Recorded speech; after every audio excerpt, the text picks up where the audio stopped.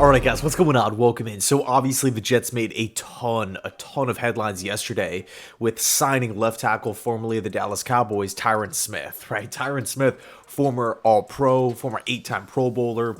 When Tyron Smith is healthy, when he's out on the field, this dude's a freaking animal, right? Run blocking, but specifically pass pro. It's fantastic. It's going to be night and day compared to the last couple of seasons of left tackle play for the Jets. But the reality is, we are one injury away at left tackle from being right back to square one. And I don't want to see a situation like 2023 in 2024, where the Jets don't have an insurance policy, right? We're getting injuries to key positions. As we all know, left tackle, Aaron Rodgers, of course, that whole debacle.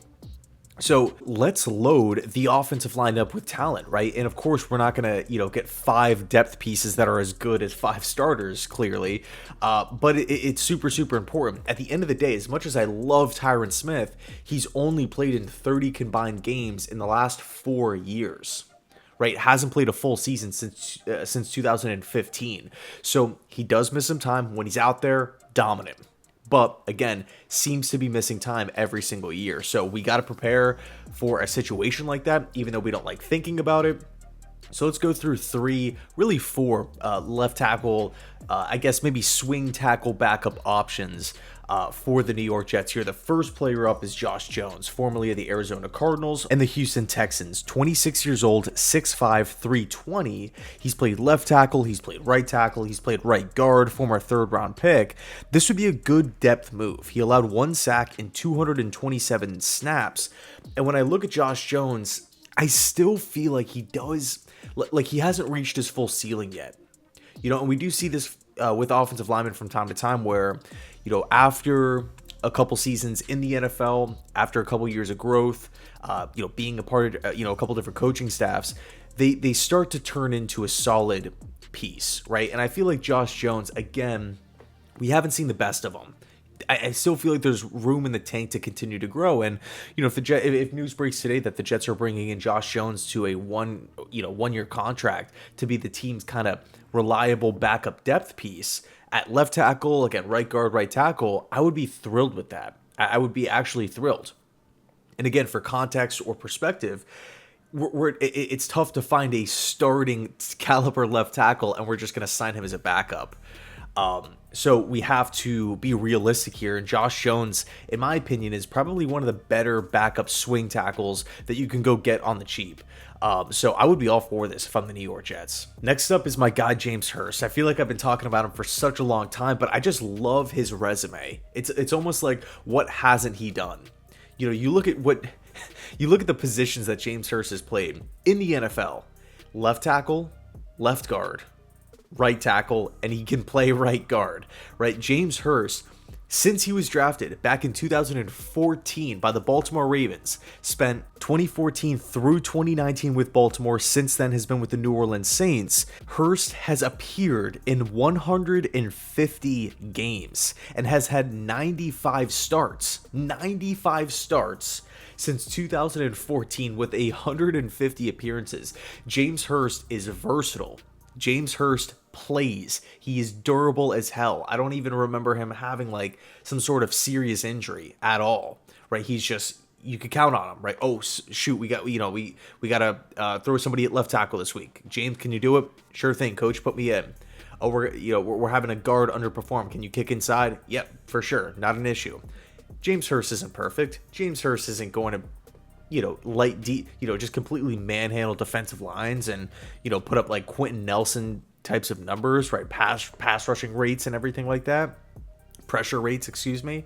But again, when we're talking about the New York Jets offensive line, an offensive line that seems to be constantly beat up, and also looking at a starting 5 where if somebody were to go down, it's like, okay, ideally we need somebody to fill in, let's just theoretically say James Hurst signs, same thing that we did before, signs a 1-year deal with the Jets.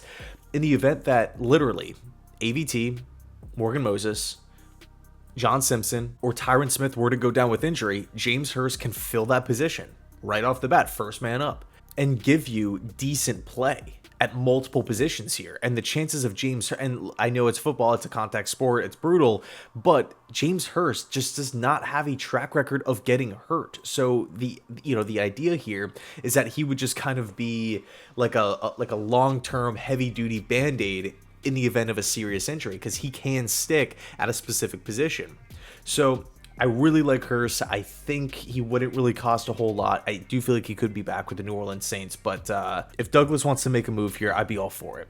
Okay, so next up is Yosh Nijman from the Green Bay Packers, and right off the bat, you have the Hackett connection, you have the Aaron Rodgers connection. This is somebody who played a lot of football for the Packers. You're not really getting that top-end elite production, but you are getting positional versatility. He's lined up a lot at right tackle. He can come in my opinion, be that swing guy, that steady depth piece. Now, there is a report suggesting that the New York Jets are high on Carter Warren, who saw time at left tackle and right tackle last year. So we'll see what happens there. Nijman has played in a ton of games, 50 games from 2020 to 2022. And in 21 and 22, he had 21 starts. He did last season allow 2 sacks. But I think the thing that just gets me so fired up about Nijman is his size at 6'7", 315 pounds.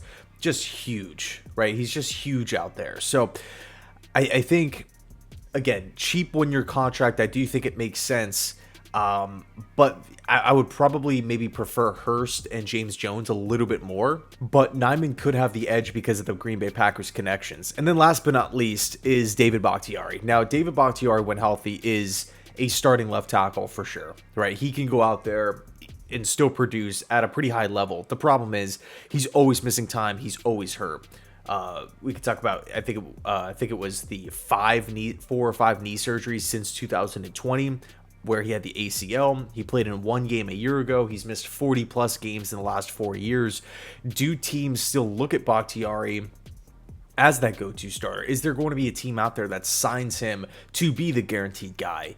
If not, if the New York Jets could land Bakhtiari and Tyron Smith, that would be huge, because again, Tyron Smith does get hurt a lot. He does miss time. So in the event that Smith were to go down, we would have literally a starting caliber left tackle in David Bakhtiari right behind him.